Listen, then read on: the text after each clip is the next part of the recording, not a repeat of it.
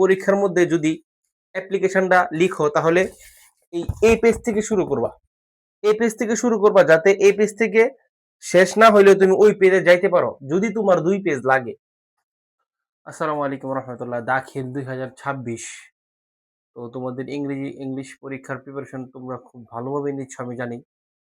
তো যারা আর কি একটু দুর্বল, মুখস্থ বিদ্যা একটু কম, সবার সাথে তাল মিলিয়ে তুমি পড়তে পারতেছো না, তো পরীক্ষাতে তো অ্যান্সার করতে হবে।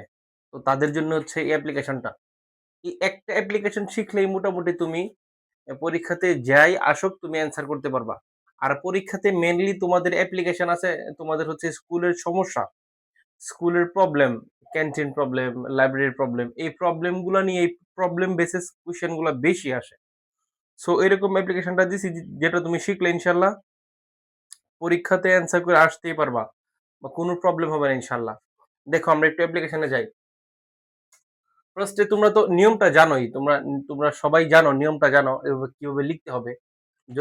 ডেট ফার্স্টে লিখবা, দ্য হেডমাস্টার, তোমাদের স্কুলের নাম, তারপর হচ্ছে তোমার এলাকা, তোমার হোম ডিস্ট্রিক্ট বা হচ্ছে তোমার যে উপজেলা এটা লিখবা। তারপরে সাবজেক্ট, প্রেয়ার ফর, যে সাবজেক্টে তোমাদের অ্যাপ্লিকেশন আসবে এই সাবজেক্টটা লিখবা।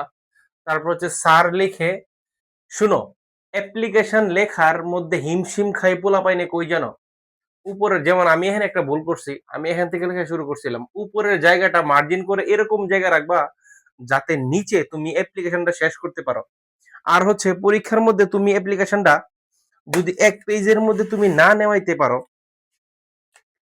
তাহলে তুমি কোন পেজ থেকে শুরু করবা? অনেকে আর কি এক পেজ থেকে শুরু করে, এই পেজ থেকে শুরু করে না। তুমি পরীক্ষার মধ্যে যদি অ্যাপ্লিকেশনটা লিখো তাহলে এই পেজ থেকে শুরু করবা। এই পেজ থেকে শুরু করবা যাতে এই পেজ থেকে শেষ না হইলেও তুমি ওই পেজে যাইতে পারো যদি তোমার 2 পেজ লাগে। তুমি এই পেজ থেকে শুরু করবা যাতে এই পেজে যাইতে পারো। আর যদি এক পেজের ভিতরে নেওয়াইতে পারো এটা বেস্ট, এটা খুব ভালো।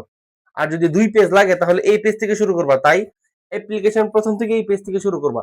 আর যদি এক পেজের মধ্যে তুমি আর কি লিখতে পারো তাহলে মাঝখানে এরকম ভাবে লিখবা যাতে নিচের যে ইনফরমেশন গুলা এগুলো ঠিকঠাক দিতে পারো। আর উপরের গুলা অনেকে কি করে, উপরেরটা লিখতে লিখতে খাতার মাঝখানে চলে আসে, এরপরে নিচের গুলোতে লেখা অবস্থা সিরিয়াস, পরে নিচের ইনফরমেশন 2-3 লাইন দেয় না।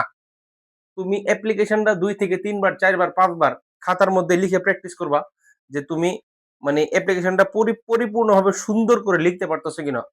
অ্যাপ্লিকেশন সামারি এগুলা, লেটার, ইমেইল, এগুলা খাতার মধ্যে সুন্দর করে একেবারে মার্জিন ওয়াইজ লিখলে তোমাকে নাম্বার দিবে, নয়তো তুমি নাম্বার পাবা না।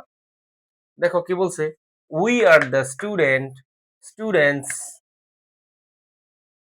of your school beg most respectfully to state that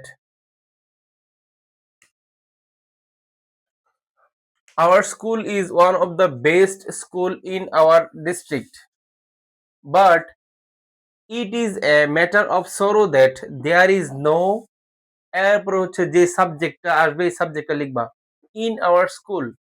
এই ব্যাপারে যদি তুমি 3-4টা লাইন লিখতে পারো তাহলে লিখবা, যদি না পারো তাহলে বানিয়ে টানিয়ে উল্টা পাল্টা কিছু লেখার দরকারই নেই। এরপরে নিচে চলে আসবা, একটু ফাঁকা দিবা, ফাঁকা দিয়া যেই নিয়মে তুমি সবসময় লিখো, we therefore hope and pray that you would be kind enough to grant our prayer and oblige thereby. শেষ, এখানে ক্লোজ করবা। তারপর হচ্ছে নিচে ওবিডিয়েন্টলি ইয়োর্স, নেম, তোমার নাম দিবা, যদি অ্যাপ্লিকেশনের মধ্যে তোমার নাম উল্লেখ থাকে তাহলে এই নামটাই তুমি দিবা। তারপর হচ্ছে তোমার রোল লিখবা।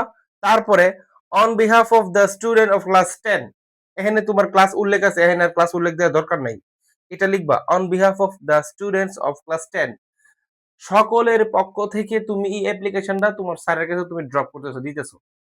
তো এই হচ্ছে তোমাদের অ্যাপ্লিকেশন। এটাই যদি শিখো আশা করি পরীক্ষাতে ভালো একটা কিছু করতে পারবা, অ্যাটলিস্ট মানে খারাপ রেজাল্ট করবা না, আর কি লেখা দিয়ে আসতে পারবা। আর যদি তুমি সাবজেক্ট ওয়াইজ অ্যাপ্লিকেশন শিখতে পারো তাহলে ভেরি গুড।